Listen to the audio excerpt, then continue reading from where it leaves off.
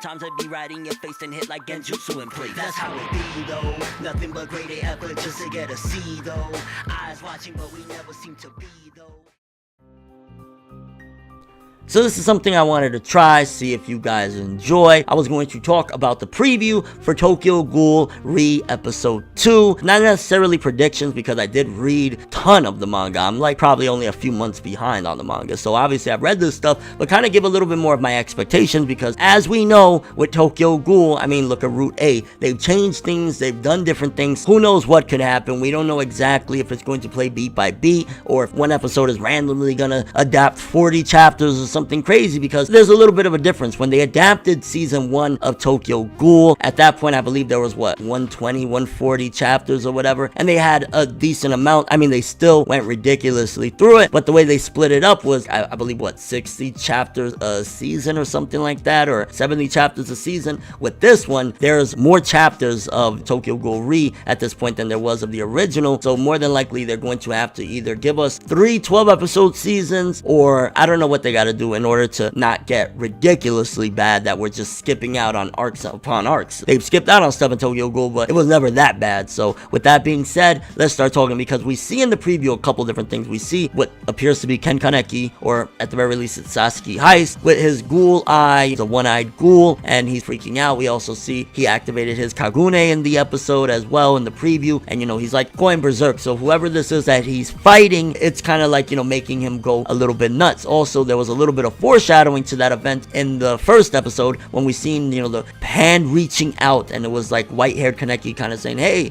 you need me, kind of playing on the whole thing. We've seen it done in many series before. If you watched my review, I was talking a little bit about like the QB to Naruto or the Hollow to Ichigo and Bleach, you know, things like that. Very reminiscent of those events with what happened in episode 1. It seems as though episode 2, at the very least, Sasuke Heist is going to give in a little bit into that voice, because again, he's starting to transform. His eye is going into, and he's kind of looking like not the same nice and humble happy guy. One of the things that I can say that is making me really interested and kind of curious how they're going to move forward regarding the adaptation of Tokyo Ghoul is most of the events that I've seen in this preview seems to be that they're all held within the next, I want to say, 3 chapters. If the first episode adapted the first 6 chapters, based on what I see in the preview, is all roughly what happens within the next 3 chapters. So potentially, again, depending on how much of that preview is actually going to be throughout the episode, there could be tons more that preview misses out on. But again, looking at that preview is making me think there's a possibility they could really decide this time around not to do the BS and maybe say, yo, we're gonna do like 12 episode seasons here and there, stuff like that. We're gonna maybe take some breaks and come back, because it looks as though, again, a lot of those events are only in 3 chapters, and Tokyo Ghoul has been notorious to do way more than just adapt 3 chapters within an episode. Again, it could be that it's misleading and a ton of more stuff is going to happen, but again, we see the re-sign in the episode, and a lot of manga readers know more or less what's going to happen in that event, and that happens about chapter 9ish, I want to say 8 or 9ish, when that goes down. And again, if we're on 6 of that, that's only like 2 chapters away. There's also a scene we see Kisho Arima in the preview, and again, that happens roughly 2 chapters after where we're at right now in the manga and the anime, you know, with the adaptation. So honestly, the way they're doing it, it looks like it could be really smooth, and it's giving me really high hope, not expectations, because again, this could all just backfire and boom, they lied to us, they played us or whatever. But even the mask on the floor, everything that preview contained, again, is all going to be covered within 3 chapters, which, hey, if that's all that they're going to do for that episode, that is going to be amazing, and I'm going to be shocked. I'm not going to be surprised though, because again, I can't really remember how Tokyo Ghoul did it with the previews prior to this season, if they showed only what would happen in the first 2 minutes, or if the preview showed the entirety. I mean, I'd imagine a preview is supposed to show this is the basis of the next episode, and again, if the basis of the next episode is all within that preview, that's 3 chapters, and I gotta just say again, that would be really exciting, because that means we're really focusing in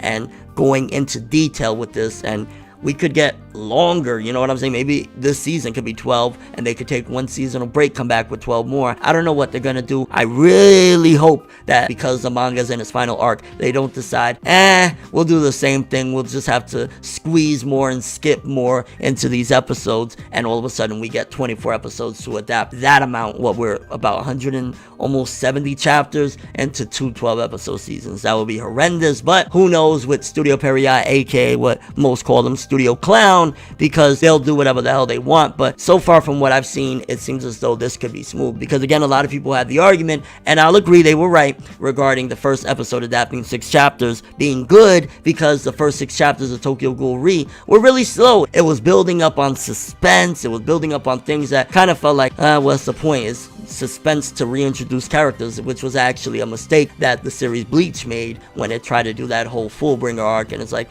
hey, whose sandal is that? And it's Rukia's all along. It's like, bro, do we really need to have this dramatic, you know what I mean? That was one of the problems I remember a lot of people were coming at Tokyo Ghoul Re. For me, I enjoy suspenseful things regardless. One of my favorite series is Case Closed, so I was kind of digging it, but I can see where people don't particularly like things like that. They skipped out on that with episode 1, and it all worked. Episode 2, they might not go that route. They might have enough material, and again, this all plays nicely because we could get a lot more episodes down the road. It just depends. I mean, Studio Period is unpredictable at this point with whatever they're gonna do. I mean, it's confirmed 12 episodes for this, but that doesn't mean that Tokyo Ghoul Re will be wrapped up in 12 episodes. I'm kind of curious what you guys think for anime-only viewers, what are your expectations and theories and predictions for episode 2 of Tokyo Ghoul Re? What do you think is going to happen? Again, we see quite a few events in that preview, but then, because I actually was investigating a little bit, doing my due diligence for this episode, and, I was going through the manga volumes themselves and seeing what's going on. There's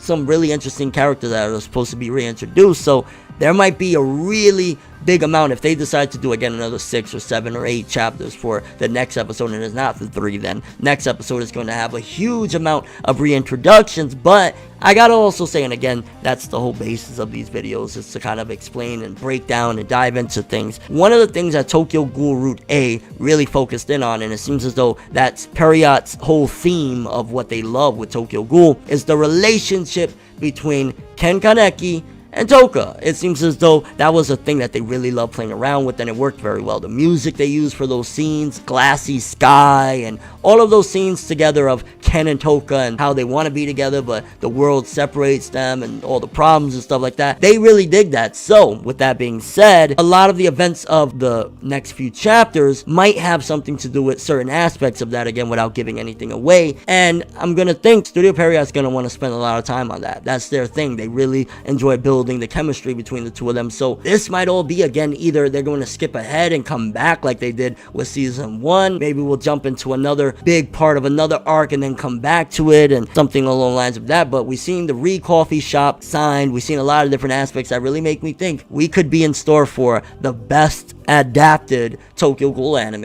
Episode 1, they did skip out on things. It was very action based, and one of the mistakes that the Tokyo Ghoul anime makes in general, and it's really noticeable with an episode like Re, what makes the manga readers in particular look at it like, it's not Tokyo Ghoul, is the anime really drives home on the action and intensity, while the manga focuses in on the suspense and, of course, the story building especially, but the suspense and the tragedy. I think season 1 of Tokyo Ghoul embodied, for the most part, a big amount of what they try to, or what Suishida, the mangaka, tries to display with the tragic aspects of Tokyo Ghoul. Season 2 definitely said screw all that and had all these Aogiri tree battles that was like, what? And then, of course, season 3 right now, episode 1 was just very action based. Let's see if episode 2 they decide to go into that world, but at this point I've kind of lost hope in regarding them trying to match the manga's tone. Period has decided they're going with their own tone, but next episode looked very promising, and I can at least guarantee, based on what I see in the preview, that it'll be a very exciting and probably a fan favorite episode because of certain aspects. So again, your overall thoughts, expectations, theories, and predictions for Tokyo Ghoul Re